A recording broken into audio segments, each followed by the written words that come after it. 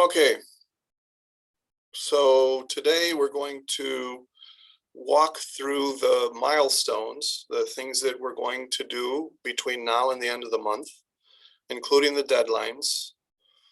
Essentially, the practical methods for securing data include an intentional planning and implementation of identity and account management.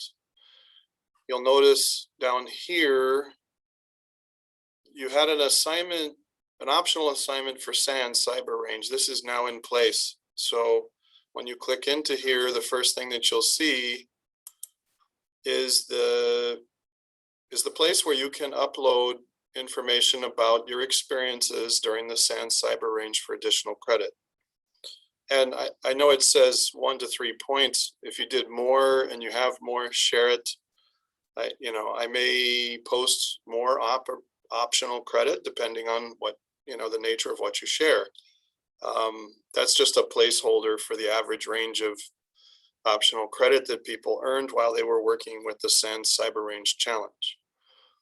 And the other thing that you did this in this module was that you set up two-factor authentication with Office 365. Does everyone remember that? Yes? Hello? Yes. Okay. And two-factor authentication is an important enhancement for IAM because identity is so important, and it's a factor that's also embedded in encryption criteria, some of the encryption attributes. Identifying yourself properly with authentication is even more of an Achilles heel. So we wanted you to implement two-factor authentication. You're going to repeat what you did for your two-factor authentication for Office 365 as a part of your solution when you submit your solution, because it's part of IAM. All right. We're using a domain environment. We talked about the two different security account models that are used with respect to account management and security account management, right? So authentication, authorization, and security account management are all part of this broader concept called IAM. The whole point of our module, though, is to answer 4 very important questions. So if you're looking at the study guide, you're going to see this as a recurring theme in the topics and learning outcomes. They all ultimately relate back to these 4 questions. Who are the owners and the intended users of the data? When you're talking about securing, this should read securing, not security. Securing, sorry. Are we good? Everybody with me so far? Yeah. Okay, so who are the owners and the intended users of the data? How will these stakeholders be identified and access controlled? The short answer is two-factor authentication and RBAC, right? And you're going to do this in a domain environment where it's a centralized or enterprise model for the security account management. We're not doing standalone workgroup security.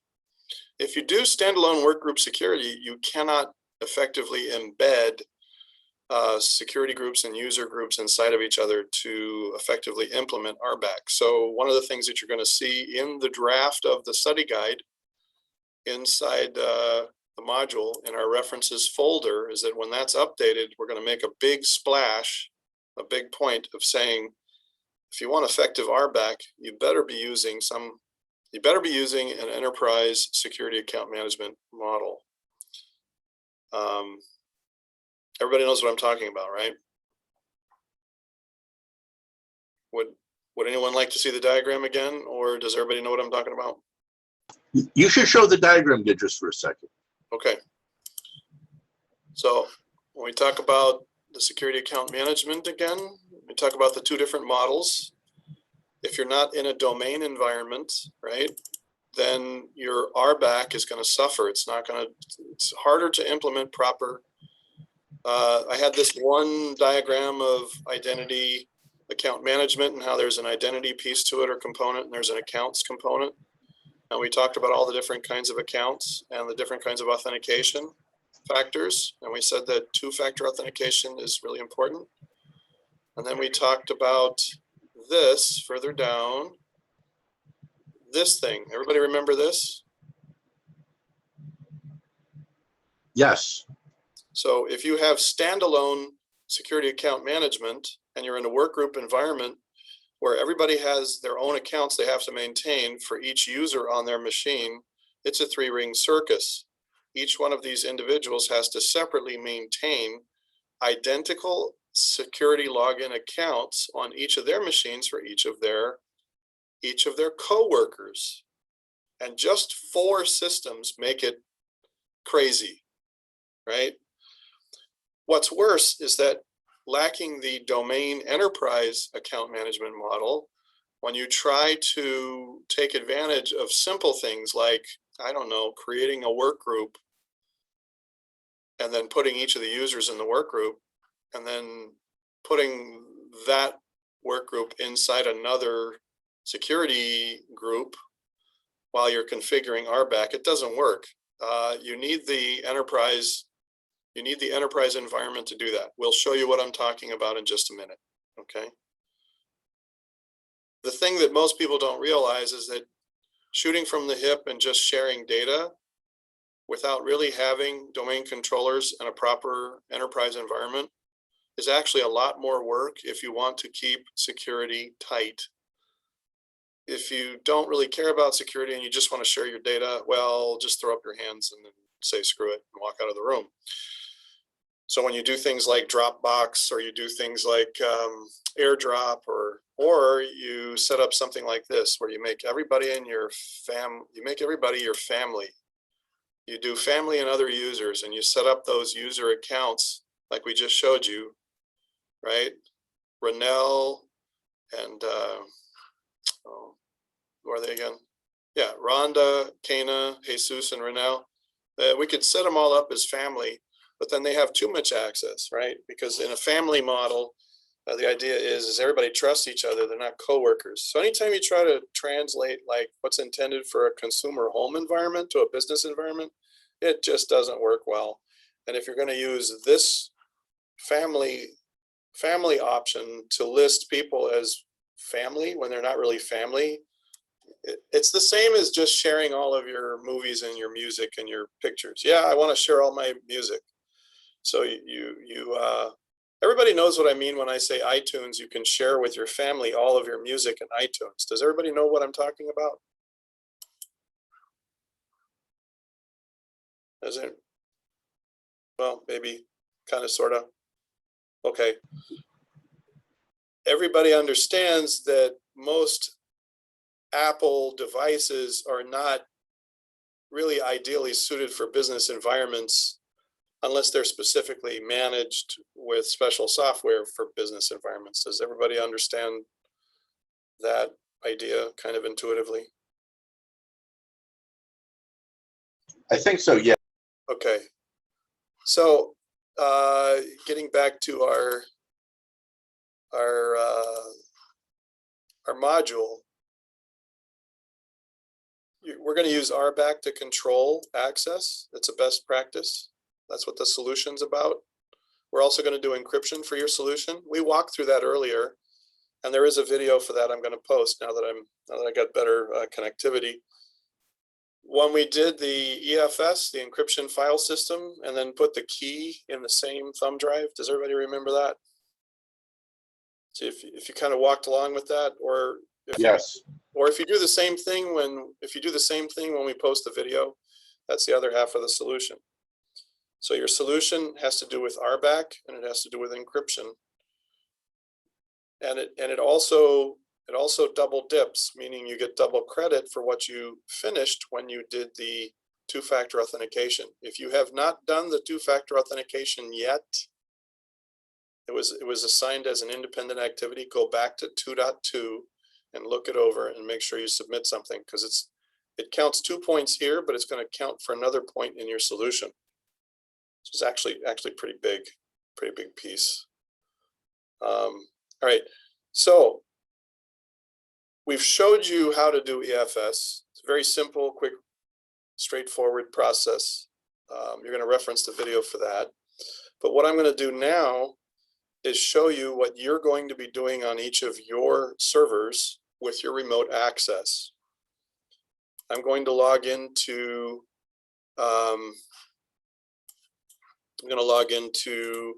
my own system, and hang on just a second. I'm going to get on my remote access here so I can share with you.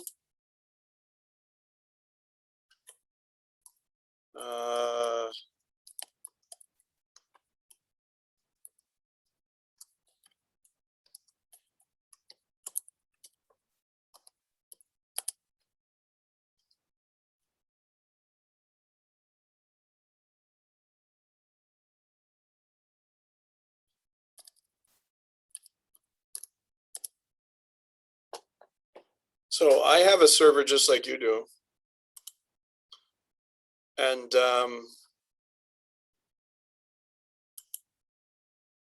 I'm actually going to access two machines. One is going to be a domain controller where I show you the security groups that I've set up. When you're doing RBAC, you want to create file system objects and security groups that match. And we talked about setting up something for this class. And so if you watch the other videos that we did, and I think the context was CSE 410, or it might have been CSE 444. In this case, we're going to be working with CSE 465.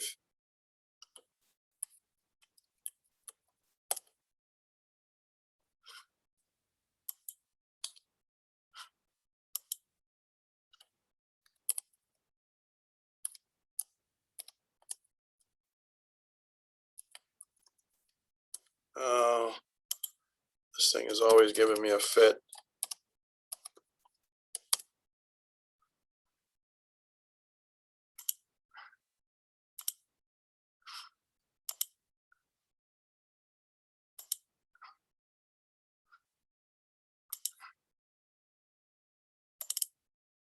So we're going to take a quick moment to look in Antares. Antares is a domain controller. It's one of two that create the groovy.net domain. And we've set up some security groups for use with our RBAC solution. We want to create a class directory where everybody can send something to the class instructor, which is me, and we want everybody to be able to read or execute what's in that folder. In order to work this out, what I've done is created some security groups in the domain that are going to map directly to the file system objects that are created for my role-based access and my role-based access control. We're going to pretend that we're setting up a class project, okay? Can everybody see my screen where I have an STT and an STX? Yes. Okay, so in my users for STT, I have the women, Amaya, Asil, and Kanisha. And I put each of them in the STX users group. So if I look, I have Amaya and Asil and Kanisha. And they're on the St. Croix campus, right? Now, for purposes of demonstration and to balance things out, even though two of our gentlemen live on St. Croix, just for demonstration purposes, Benaya and Ray, we're going to pretend that you have moved to St. Thomas, which may be good or not, I don't know, but I want you to know that you're in the St. Thomas group. And you notice I created a St. Thomas users group. It's STT_users group. And if I look at this, the members of this group are Benaya, David, and Ray. Is everybody with me so far? Yes. Okay. Yeah. Yes. Now, for the course, I created a CSC 465 course. And I'm going to create a CSC 465 directory that I share files and resources with, right? All sorts of data. And everybody in the 465 class is going to be able to access that, read only, and execute. They can see it, but they can't change it. And here's how this happens. After I created the class group, the members of the CSC 465 group are who? STT users and STX users. And who is that by extension? Well, in the STT users group, it's all the gentlemen. In the STX users group, it's all the women, right? The point I'm trying to make is that when we create our folders, and directories to share resources on these servers, each of you are going to create a project folder for your class. You're going to create directories for the class, directories for the users on each campus, and directories for each of the people within those groups. And here's the important part. You're never going to assign an individual user to the site directory or to the class directory. So one of the roles, I want you to hear this, one of the roles for Ray is that he's a member of the class. He has responsibilities as a student in the CSC 465 class, which means that that's one of his roles. But Ray also has another role, and that's he's a member of the St. Thomas users group. If he lives on St. Thomas, we'll say that, all right, he's a member of the class at UVI, but he's also a member of the campus. So he participates as a student on the St. Thomas campus, along with David and Benaya. Are you with me? So Yes. Yes. So in a sense, there are two different roles. David Willems doesn't have just one role. He has two. He is both a member of he's a member student of the St. Thomas campus, but he's also a member of the UVI class, this course, system security. And that's why when we build the directories, we're only going to use these groups for security assignments. When we assign privileges and permissions, we're only going to use the groups. We're never going to use the individual accounts. That's a golden rule. It's actually like a linchpin. If you ever set up role-based access control and you take individual accounts and assign them to directories, that's discretionary access. That's what they do in Linux when they're in a hurry, or that's what home users do, or untrained office workers do. Please repeat the whole sentence again. The sentence of what not to do. There's only one exception to this, but in all cases but one, you will never assign an individual account to a file system object, to a directory or a file. You will always assign the groups, never the individual accounts in RBAC. Now there is one exception to that. Each user is going to have their own home directory for this project. For the purposes of our course project, Benaya Francis is going to have his own home directory. And when we're finished setting this up, you're going to see that when Benaya logs in, no matter where he logs in, he's going to have what's called an H drive. So he's going to open up his file explorer, and he's not just going to have a C drive. He's going to have an H drive that says B Francis. It's his home directory. It's his H drive. So the local drive is the C drive when he logs in. on any of these systems. So each of you have systems. And the cool part is that everybody can log in on everybody else's system as a member of the domain. But when you do, your own campus directory will show up. Your own personal H drive or home directory will show up. And the class directory will show up. But that's only because we assign the privileges and permissions in a very specific way, in a specific manner as we build out the resource. And you'll see in just a minute how we do that. The important thing to understand is that when I create a new resource on a server, I'm going to match the names of the directory to the security groups that provide permissions to that resource. Okay, here's what I'm talking about. So on Antares, on the domain controller, you see what I set up for security groups, right? So I have the STT users, I have the STX users, I have the class group, but I do not assign individual users to the class. I assign to the site and then each site to the class. And I'm going to do that for a very important reason.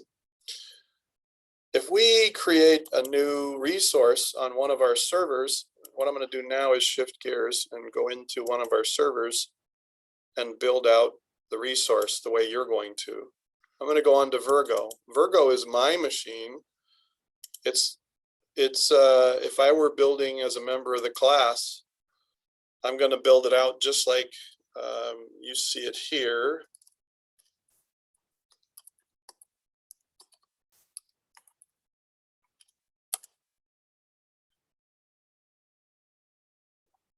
Oh, and I do need to ask a volunteer for St. Thomas and for St. Croix. One of the students needs to be like a campus lead student, and we'd all take turns being the lead. But do I have a volunteer among the gentlemen to be the campus lead for St. Thomas? And do I have a volunteer for the women to be a lead for the St. Croix campus?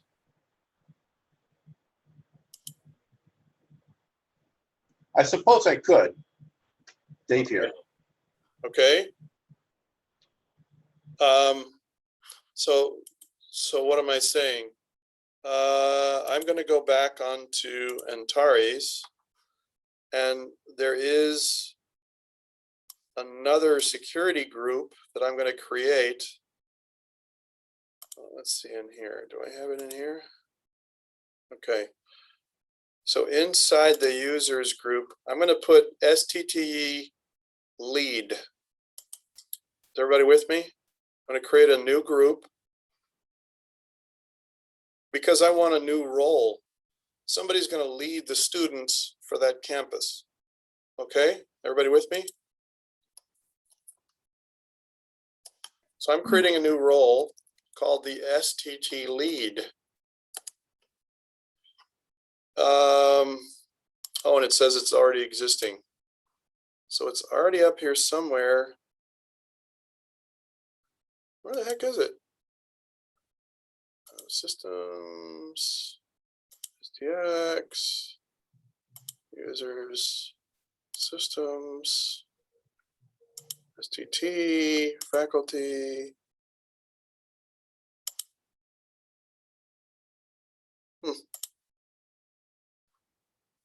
Let's just make sure it's not.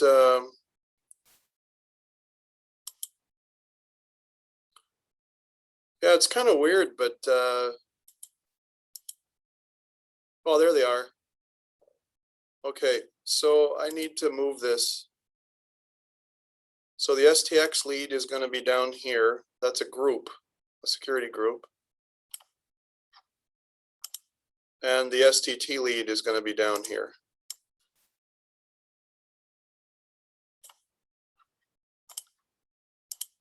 All right.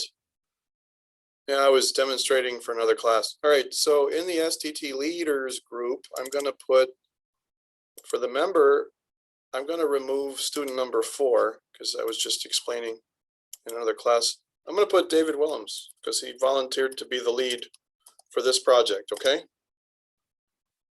Are you with me? Yes.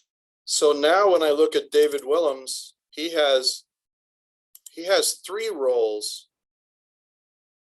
He's a member of the STT users. He's an STT lead, and he's a member of the class 464 on another screen, because STT users is actually inside the class. So you have 3 roles. You're a member of the class, you're a member of the campus, and you're a leader for the campus students, right? Okay. Somehow I've lost most of the audio. Oh, okay. Well, it may not be your fault. Ladies, which of you would like to lead the STX campus? I need a volunteer. Amaya, Asil, Kanisha?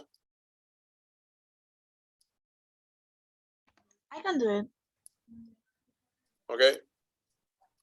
That was Amaya, right? Kanisha. Oh, it was Kanisha. Okay. Yeah. All right. Oh, you talked real quick and I wasn't. Oh, my apologies. All right. So Kanisha is going to be the lead for this project for the St. Croix campus. So she has a new role. We've just assigned a new role. She's not just a member of the students on the campus, which is one role or one aspect, but because she belongs on the St. Croix campus. But she's also going to serve as the lead for this project. And then she's also a member of the class too. So she has these different roles because her user account is assigned to different groups. Okay, so now we have Kanisha in there, but we're not going to assign Kanisha directly when we set up the resources on the other side. And you'll see what I mean in just a second. Okay, so now I'm going to go back to my main machine and I'm going to start setting up some resources for the project, and I'm going to use role-based access control to build out those resources. Can everybody see my screen? Yes. So the first thing I'm going to do is I'm going to create a resource, a directory in my file system for the course, for all of the students in the course. And I'm going to put information in this directory that I want all students to have access to, regardless of where they're a student, regardless of which campus they are. Okay? As long as they're a student in my course, I want them to be able to access some things in this directory. Now I'm also going to create a directory, 2 directories inside as subdirectories, the STT users folder or directory. And I'm also going to create the STX users. Everybody with me? It's kind of like what I did for the security groups, isn't it? I put the campus security group inside the course security group, right? So what am I going to set up here inside here? I want every student in STT to have their own home folder. So I'm going to create a home folder that matches the username, the account, exactly. So I have Ray Matherin, R. Matherin, and then I have B. Francis, right? And our volunteer for St. Thomas Lead, right? We're going to put D. Willems. And if I make a mistake, it's not going to work because I'm going to try to map. I want you to notice there's a 1-to-1 ratio. There's a 1-to-1 correlation between the file system objects that I'm setting up for data sharing, for data access, and the security groups I've created. A 1-to-1 correlation between the security groups I've created and the directories, the file system objects I've created. I'm going to do the same thing on the STT users side. I'm going to create A. Abdogani. Did I spell that correctly, Miss Abdogani? Yes. Good. and Miss Surratt and Miss Florence, right?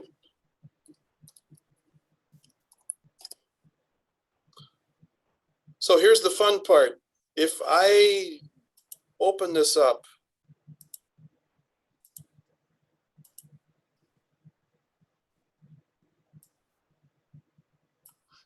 this is one of the views that you need to show for part of your solution. What am I saying? When you're doing your solution,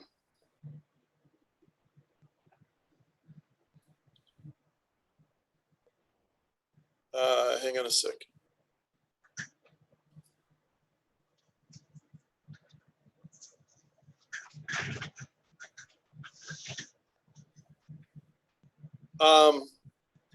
What I'm going to do next, can everybody hang tight for 5 more minutes? Because I'd like to walk through the setup in 5 more minutes.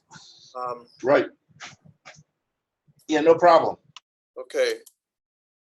So can everybody see how it shows 465 and then it shows STT users, and then you have B. Francis, D. Willems, R. Matherin, and then you have STX users, A. Abdelghani, A. Surratt, and K. Florence, right?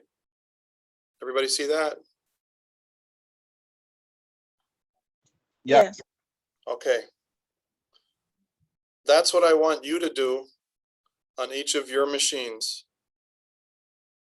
I want you to go to the C drive, or if there's an extra data drive, I want you to create the folder for CSC underscore 465. And then you don't have to do the security groups. I've already done that. All the security accounts and the security groups the accounts belong to, that's already been done because it's an enterprise environment. It's centrally managed, and I just did the security side. I did the heavy lifting for you for setting up the security groups. What you need to do is set up the file system objects. And what I want you to do for the start of our class on Friday is to share your screen and show this right here. Okay? That's what I want you to do. To share when we start our class on Friday. And then I'm going to walk through the rest of the setup for RBAC on Friday. Okay? Okay. Possibly, you said, now yours is, one question, yours is under Virgo. Is this going to be called under Sirius? When Yes. we go to that, okay. Absolutely. That's a great question, David. Yours is going to be on Sirius.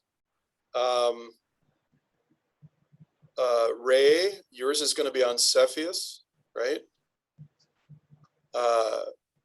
Benaya, yours is on STX Ryzen. Kanisha, yours is on Mercury, right? Everybody with me? Yes. Yeah. Good. Great. And what you're going to find is that, you know, I'll go ahead and stop the recording. I'll push the recording out so that you can follow along and build this out. On Friday, we'll start at 3 o'clock and I'll walk through the rest of the setup, and then I'll push the recording out. And then we'll extend the time for you to turn in the solution so that you have until next week, until the end of the month to submit it, okay? I want you to practice logging onto and off of your machine. I want you to get good at logging into and logging off of your machine using CSCRA. It's going to be very important going forward for the rest of this semester. Any questions before we close? No. Okay. I had a quick question. It's about something else. This summer, you're teaching a class called malware analysis, or somebody, as I sent you an email asking us that you might want to send all the other students any info you have, because the class schedule is very shallow on info for it.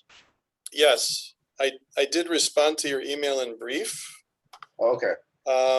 We are going to offer malware analysis if we are not ready to offer some new and enhanced courses.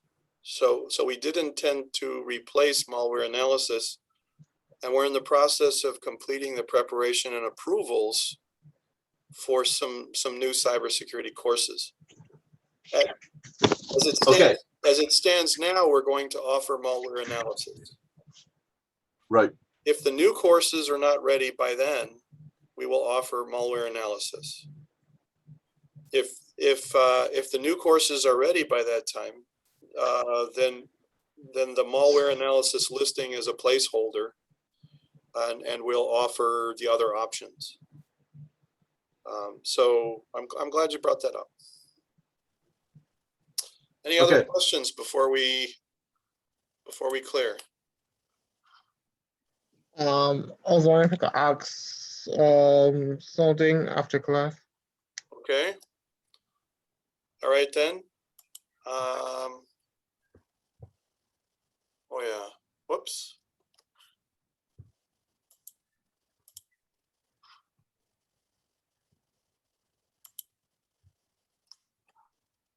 All right. Let me go ahead and end the screen share, and we'll see you all on Friday. Please go ahead and follow the steps we just walked through and get your screen so it looks just like mine right here for Friday.